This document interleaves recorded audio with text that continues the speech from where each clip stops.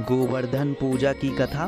कार्तिक मास के शुक्ल पक्ष की प्रतिपदा तिथि को हर वर्ष गोवर्धन पूजन किया जाता है।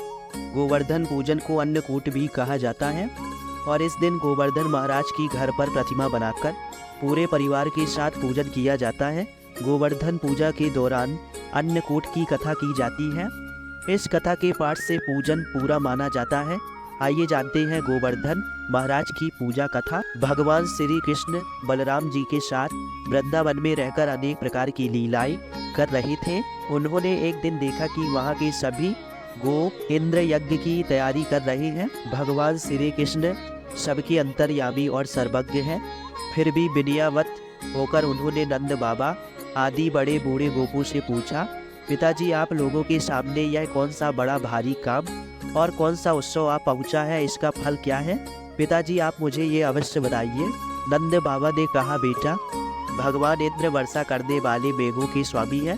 वह समस्त प्राणियों को तृप्त करने वाला एवं जीवन दान देने वाला जल बरसाते हैं।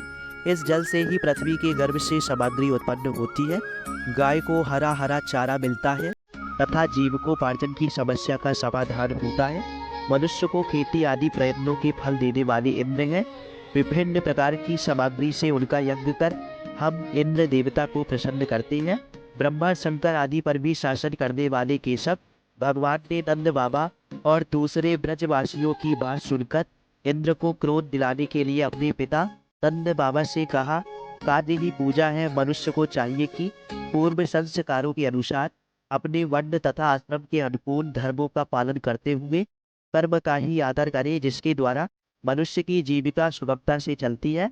वही इसका इष्ट देव होता है। इसलिए पिताजी हमें गौ ब्राह्मणों और गिरिराज का पूजन करना चाहिए। इंद्र यज्ञ के लिए जो सामग्री इकट्ठी की गई है उन्हीं से इस यज्ञ का अनुष्ठान होने दें। अनेक प्रकार के पकवान खीर हलवा पुआ पूरी जलेबी कलाकंद बालूशाही भुजिया समोसा आदि से लेकर मूंग दाल तक बनाई जाए। ब्रज का सारा दूध एकत्र कर लिया जाए। देव पाटी ब्राह्मणों के द्वारा भली बाटी हवन करवाया जाए तथा उन्हें अनेक प्रकार के अन्न गौय और दक्षिणाएं दी जाए।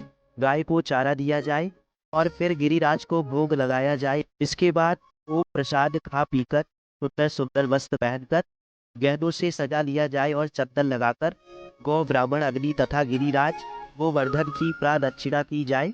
पिताजी मेरी तो ऐसे ही सम्मति है। ऐसा यज्ञ गौ ब्राह्मण गिरिराज को ही प्रिय होगा, मुझे भी बहुत प्रिय है।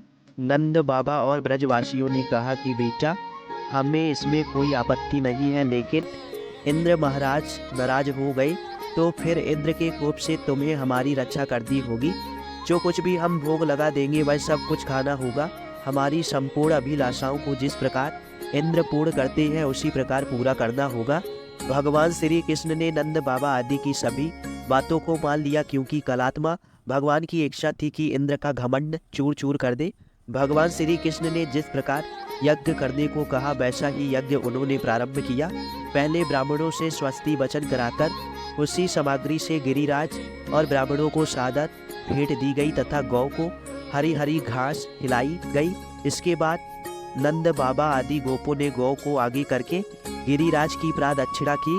ब्राह्मणों को आशीर्वाद प्राप्त करके वह और गोपियां भली भांति श्रृंगार करके और बैलों से जुती गाड़ियों पर सवार होकर भगवान श्री कृष्ण की लीलाओं का गान करती हुई गिरिराज की परिक्रमा करने लगी। भगवान श्री कृष्ण गोपों को विश्वास दिलाने के लिए गिरिराज के ऊपर एक दूसरा विशाल शरीर धारण करके प्रकट हो गए तथा मैं गिरिराज हूँ इस प्रकार कहते हुए सारी सामग्री आरोगने लगे। सभी जन गिरिराज बाबा का आशीर्वाद प्राप्त कर प्रसन्नचित हो रहे थे। उसी समय देवर्षि नारद इंद्र महोत्सव देखने की इच्छा से ब्रज में आ गए। पूछने पर ब्रजवासियों ने बताया कि श्री कृष्ण की आज्ञा से इस वर्ष इंद्र महोत्सव समाप्त कर दिया गया है। उसके स्थान पर गोवर्धन की पूजा की जा रही है। यह सुनते ही नारद उल्टे पांव इंद्रलोक गए तथा खिन्न मुख मुद्रा में बोले, हे राजन तुम महलों में सुख नींद की खुमारी ले रहे हो, उधर ब्रजमंडल में तुम्हारी पूजा समाप्त करके गोवर्धन पर्वत की पूजा हो रही है। इसमें इंद्र ने अपनी मानहानि समझकर मेघों को आज्ञा दी कि वे ब्रज में जाकर प्रलयकारी मूसलाधार वर्षा से पूरा गांव तहस नहस कर दे। पर्वताकार प्रलयकारी बादल ब्रज की ओर उमड़ पड़े। भयानक वर्षा देखकर ब्रजमंडल घबरा गया। सभी ब्रजवासी श्री कृष्ण के शरण में जाकर बोले, भगवान, इंद्र हमारी नगरी को डुबाना चाहते हैं, अब क्या किया जाए।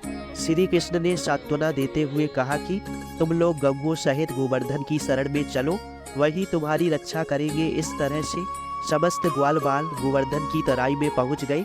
श्री कृष्ण ने गोवर्धन को कनिष्ठा उंगली में उठा लिया और 7 दिन तक गोप गोपियों ने उसी की छाया में सुखपूर्वक निवास किया। भगवान की कृपा से उनको एक चींटा भी नहीं लगा। इससे इंद्र को महान आश्चर्य हुआ। तब भगवान की महिमा को समझ कर तथा अपना गर्भ नष्ट जानकर वह स्वयं ब्रज गया और भगवान कृष्ण के चरणों में गिरकर अपनी मूर्खता पर महान पश्चाताप किया। 7वें दिन भगवान ने गोवर्धन को नीचे रख दिया और इसी भांति प्रतिवर्ष गोवर्धन पूजा करके अन्नकूट उत्सव मनाने की आज्ञा की।